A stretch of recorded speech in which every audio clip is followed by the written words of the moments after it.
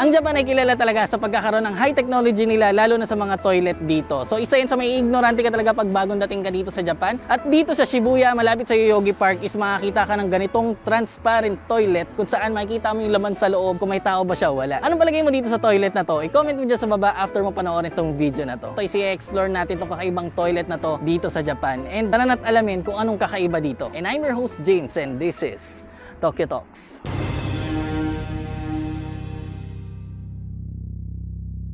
Etong futuristic na toilet ay dinisenyo ng famous na architect na si Shigeru Ban as part of the Tokyo Toilet Project, which aimed to redefine our perceptions of public restroom. So mula dito sa labas is talagang kitang-kita mo kung gaano kalinis yung toilet nila doon sa loob. So nahati sa tatlo to, meron pang lalaki, makikita natin dyan etong kulay blue, then meron ding kulay yellow para naman sa babae, at doon sa pinakadulo na pinakita ko sa inyo kanina is para naman sa may kasamang bata. At sa oras na to is nasakto natin na merong naglilinis nung toilet at talaga namang kapansin-pansin na well-maintained etong mga toilet na to, kasi kitang-kita naman mula sa labas na talagang malinis doon sa loob. At ganoon din naman sa iba pang mga public toilet dito sa Japan, katulad na lang sa mga train station na ipapakita ko rin sa bandang dulo ng video na to kung gaano kalinis yung mga public toilet sa train station na sasakyan ko pa uwi.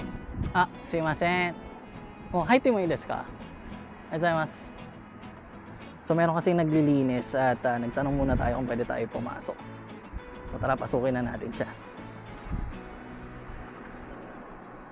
Ooh. Okay, so ngayon, nakikita pa rin tayo sa labas, no? Nakikita rin naman natin yung tao sa labas. And hindi pa natin siya nailalak. Once na ilak na natin siya, kailangan maging frosted or parang fog na yung glass niya. So, tingnan natin. Yun!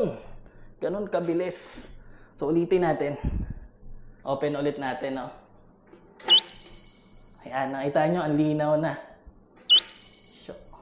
Close natin. So meron din mga tao dun sa labas, nag-aantay yata sila, pero kailangan tapusin ko muna tong shoot. Pagka nalak na natin siya, talagang complete may privacy na tayo dito. At ayun, biglang umilaw. Na-detect ako nung mismong toilet bowl. So nag-self-clean muna siya. Then kapag umupo ka, kapag winter, umiinit yan. Ganon din naman sa ibang mga CR dito sa Japan. And yun nga, dito sa may side, is nandiyan yung mga pindutan natin. Makikita naman natin dyan, meron nakalagay flush, light flush kung iihi ka lang. Tapos dito is oshiri or rare. Kapag maghuhugas ka ng ano mo, alam mo na yan. Kapag babae naman, eto. Then i-stop mo lang siya.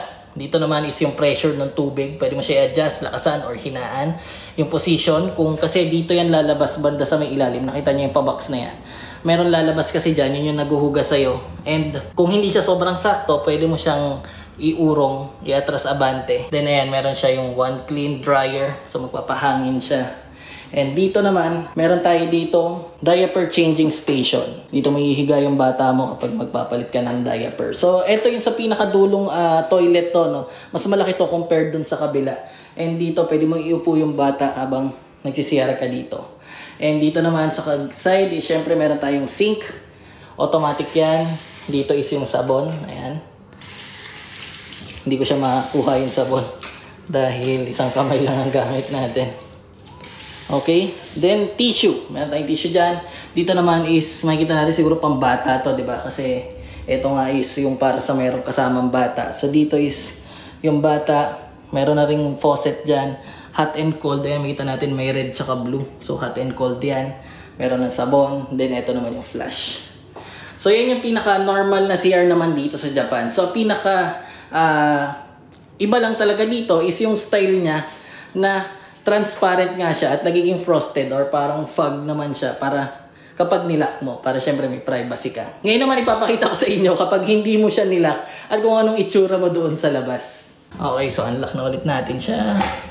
Sobrang amazing, no? Sobrang bilis ng shifting niya mula doon sa fog sa mag-clear ulit. So ito na nga yung view kapag mula doon sa may labas at pumasok ka sa loob nang hindi mo pa nilalak yung pinto. So ayan, testing lang natin at susubukan natin umupo doon sa may toilet bowl. And yan yung magiging position mo dyan. And pwede ka kumaway-kaway sa labas dahil nga nakikita mo yung labas, nakikita ka rin doon sa loob. Ngayon, isilak naman natin siya. So, ganyan yung magiging itsura. Makikita mo na may onting shadow, makikita mo yung galaw doon sa loob.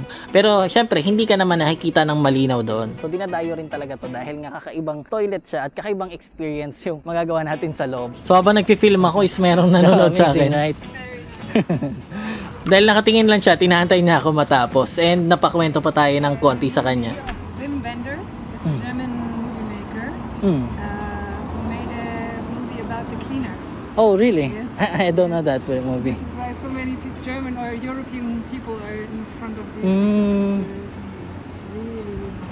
And now with the cleaning is perfect. Tourists? Yes, yes. Oh, okay. Yeah, yeah. You live here? Yes, I live here. Yeah, no, I'm just visiting. And it's my first day. So Here. very fresh, yes. Then, first time in Japan. Yes. And this is the thing that I look at. Oh, I can take pictures for you Yeah? if you want to. Oh, so it's so nice. Nauna ko na lang muna siya para at least makapag-shoot ako ng malaya dito at wala akong iintindihin na may nag-aantay sa akin. Ang kinukuhaan ko nga siya is biglang bumagsak naman ang ulan. Now it's raining. I think until 7 p.m. today. Does it rain? Yes. Then it starts again? I think so. Okay, let's see. Arigato. Gozaimasu. So ganito yung itsura niya kapag gabi na, no? Ayan, makita natin light blue to, kulay green yun sa gitna. Then may kulay green dun sa bandang dulo. So ayan, mula dito sa labas talagang kitang-kita natin yan. Yung nandun sa loob dahil may ilaw siya. Ito naman yung kabilang side, no? Orange, hindi nakabukas yung ilaw niya. Siguro kailangan pumasok muna tayo. Nasuwang ko siya lahat para mag-ilaw. And under construction daw tong dalawa. Meron namang notice na nakalagay doon. So itong pinakadulo lang yung gumagana. At talaga sobrang linaw niya. Kitang-kita natin yun doon sa loob, pagkagabi. Kaya talagang hindi mo pwede makalimutan na isara yan kapag magto-toilet ka dyan. Siyempre para ka nag-live show niyan kapag ganun. So mula dito sa location na itong CR na to, merong highway sa may gilid. Kaya lahat ng mga dumadaan is nakikita rin niya. Talaga namang kapansin-pansin tong mga toilet na to. Gawa nga ng magagandang ilaw niya. Yung view naman natin mula doon sa may kalsada. And then itong toilet na to, yung pinakamalapit sa train station ko. Sakaling gusto mo pumunta dito, is dito yan sa Chiyoda Line, Yoyogi Koen Station. Ayan, dito sa may taas. And share ko lang, itong bike na to, kanina ko pa nakikita to dito, nakasanda lang. So iniwan siya na may-ari. So dito sa Japan, pwede ka namang makapag-iwan ng mga ganyan. Ngayon is bumaba na tayo dito sa train station. Ipapakita ko naman sa inyo yung toilet dito sa loob. Walang tao. So makakapag-video tayo dito. Inantay ko talaga mawala ng tao, no? So ganito yung itsura, ganito siya kalinis. Nakikita nyo. Ayan. So medyo nagmamadali lang tayo kasi baka may pumasok. Ganito yung itsura ng urinal dito. Wala siyang mga division katulad sa atin dun sa Pilipinas. So, yan, ganyan lang siya. Then, sa toilet, ayan.